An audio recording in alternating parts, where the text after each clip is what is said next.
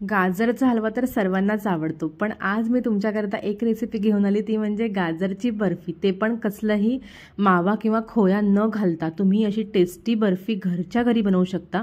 ते पण मार्केटमध्ये मिठाईवाल्यासारखी घरी तुमची ही बर्फी तयार होऊ शकते. बर्फी परफेक्ट कशी बनेल याच्या सर्व टिप्स मी या व्हिडिओमध्ये सांगितलेल्या आहेत, त्यामुळे व्हिडिओ शेवटपर्यंत पूर्ण बघा. तुम्हाला सविस्तर रेसिपी पूर्ण व्हिडिओ बघणार तेव्हाच कळेल. तर चला पटकन रेसिपीला सुरुवात करू. तर सर्वात आधी इथे मी घेतलेले आहेत 1 किलो गाजर थंडीच्या दिवसामध्ये छान असे मार्केटमध्ये मिळतात. तर हे गाजर मी स्वच्छ धुवून त्याचे असे साल शिलून घेतलेले आहेत, म्हणजे ते अजून छान स्वच्छ होतात. तर हे सर्व असे त्याचे मी गोल असे कापून घेतलेत, कारण आपल्याला गाजर न खिसता गाजरची बर्फी बनवायची, अजिबात मेहनत घ्यायची गरज नाहीये. तर मी ते मिक्सरच्या जारला थोड्या बॅचमध्ये इथे गाजरचे कापून टाकून घेते. हे बघा अशा प्रकारे. आणि आपल्याला स्लो ते मीडियम थोड्या बॅचमध्ये हे असं मस्त फिरवून घ्यायचे. त्यानंतर इथे मी घेतली एक कढईमध्ये 1 ते 1.5 चमचा तूप घालून घेते. तूप आपल्याला छान असं मस्त गरम होऊ द्यायचे. त्यानंतर त्यात मी घालते हे बघा बारीक केलेला आपला मिक्सरला जो वाटला होता ना, तो गाजरचा खीस घालून घेते. हे बघा सर्व प्रकारे हा खीस आपला कढईत असा पूर्ण ओतून घ्यायचा. आणि कढई थोडीशी मोठीच घ्यायची, जेणेकरून आपला जो खीस आहे तो मस्त आपल्याला परतवायला काहीही त्रास होणार नाही. आता हा खीस आपल्याला तुपामध्ये छान असा मस्त एकजीव करून घ्यायचे आणि लो ते मीडियम गॅसवरती सर्व साईडने असं परतवून घ्यायचं. हे बघा जोपर्यंत त्याचा सुगंध सुटत नाही ना, तोपर्यंत आपल्याला असं कंटिन्यू परतवत राहायचं आहे, जेणेकरून आपल्या बर्फीला आहे ना खूप छान अशी मस्त चव येते. तर असं तुम्हाला कंटिन्यू हलवत राहायचं आहे. हलवा अजिबात साईडला सोडायचा नाही आहे, नाहीतर मग तो खालून लागू शकतो किंवा कढईला चिकटू शकतो. तर मी असं कंटिन्यू ह्याला परतवत राहणार आहे. आता हे बघा 2 ते 3 मिनटं हे प्रोसेस तुम्हाला अशी कंटिन्यूच ठेवायची आहे. हे बघा आता आपला हलवा जो आहे तो मस्त तयार झालेला आहे. छान त्याचा सुगंध पण सुटलेला आहे किचनमध्ये. तर आता आपल्याला ह्याच्यामध्ये घालायचे दूध. हे दूध मी गरम करून थंड करून घेतलंय. तर तुम्ही पण शक्यतो असंच दूध घाला, जेणेकरून आपल्या बर्फीच्या चवीत ना काहीच फरक पडणार नाही. आता हे दूध आपल्याला आटवून घ्यायचे, कंटिन्यू असं परत मिक्स करत राहायचे. साधारण या प्रोसेसला एक 10 ते 15 मिनटं लागतात. तर हे बघा असं कंटिन्यू आपल्याला झाकण न ठेवता असंच दूध प्रॉपर असं आटवून घ्यायचे, जेणेकरून आपली बर्फी छान अशी मस्त सेट होईल. हे बघा आता आपलं दूध छान आटलेलं आहे, तुम्ही बघू शकता इथे. आणि ह्या प्रोसेसला कंटिन्यू 13 मिनिट झालेले आहेत. तर तुम्ही 10 ते 15 मिनिटच्या ॲव्हरेजमध्ये हे असं दूध आटवून घेऊ शकता. त्यानंतर आता आपल्याला ह्याच्यामध्ये घालायची साखर. सगळ्याचे मेजरमेंट मी डिस्क्रिप्शन बॉक्समध्ये दिलेले आहेत, तुम्ही तिकडे जाऊन बघू शकता.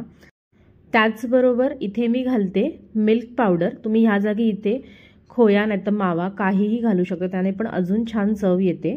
तर मी हे सर्व जिन्नस जे आहेत ते आता सर्व आपल्या खीसमध्ये मस्त मिक्स करून घेणार आहे. साखर घातल्याच्या नंतर काय होतं ना, आपल्याला गाजरच्या खिसाला थोडंसं पाणी सुटतं.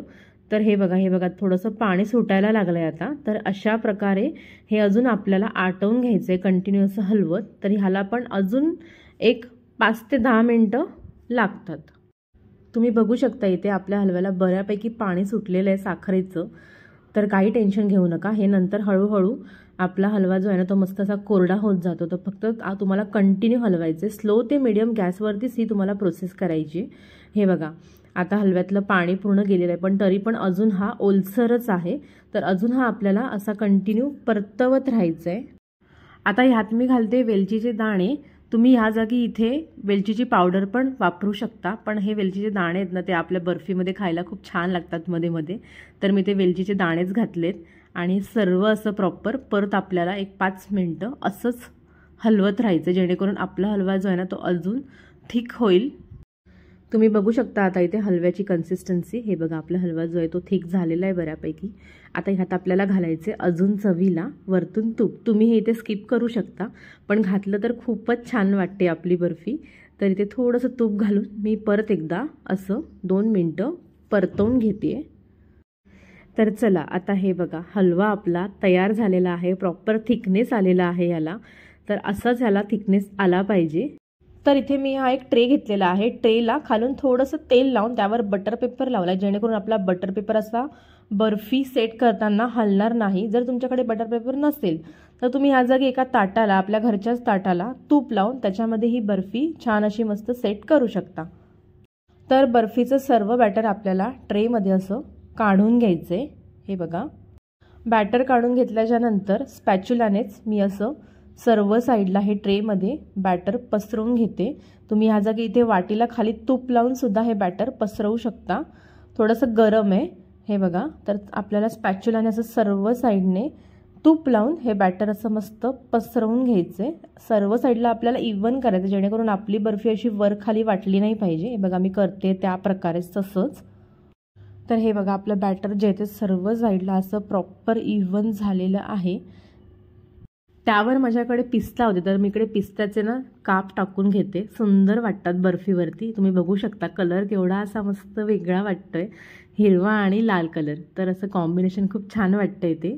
काप घातल्याच्या नंतर वरतून असं अलगद स्पॅच्युलाने असं प्रेस करून घ्यायचं, जेणेकरून आपले काप जे आहेत ना ते असे बाहेर आले नाही पाहिजे, आतमध्ये चिकटून राहायला पाहिजे। तर मी सर्व साईडने असं व्यवस्थित प्रेस करून घेते। आता तुम्ही या जागी तुम्हाला हवे ते ड्रायफ्रूट घालू शकता बर्फीवरती, म्हणजे काजू बदामाचे काप तुम्ही असे बारीक बारीक करून घालू शकता। त्यानंतर इथे मी बर्फी आहे ना सेट करायच्या अगोदरच कट करून घेते। यामुळे काय होतं ना, जे कटिंग केलेला भाग असतो ना मधून जी लाईन गेली आहे त्याच्यामध्ये पण थंडावा जाऊन आहे ना आपली बर्फी अजून चांगली सेट होते, म्हणून मी अगोदरच असं अलगद अशी बर्फी कट करून घेते। आता तुम्हाला हवा तो शेप तुम्ही इथे देऊ शकता। मी इथे चौकोनी शेप देते, तुम्हाला हवा तो शेप म्हणजे डायमंड शेप वगैरे तुम्ही कसाही ते देऊ शकता। तर हे सर्व मी इथे असे उभे आणि आडवे कट मारून घेते। त्यानंतर आपल्याला ही बर्फी आहे ना ती फ्रीजमध्ये सेट करायला ठेवायची आहे।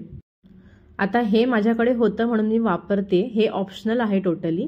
याला सिल्वर वर्क बोलतात। मिठाईवाल्याच्या दुकानामध्ये जे असतं ना तसंच सेम आहे हे। तर हे पण मी थोडंसं मिठाईवर लावून घेते, जेणेकरून आपली बर्फी खूप सुंदर दिसेल।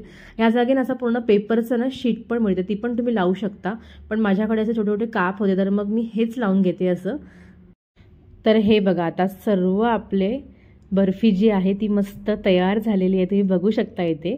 फक्त आता आपल्याला ह्याला 2 तास सेट करायला ठेवायचे फ्रीजमध्ये। तर आता मी ह्याला 2 तास फ्रीजमध्ये सेट करायला ठेवून देते। तुम्ही बघू शकता आता 2 तासानंतर आपली बर्फी केवढी मस्त सेट झालेली आहे। तर आता आपल्याला हे पेपरने असं खालून अलगद उचलून हा असा पूर्ण पेपरचा पेपर असा बाहेर काढायचा। जर ताटावर केलं असेल तर तुम्हाला हे सगळं करायची काही गरज नाहीये।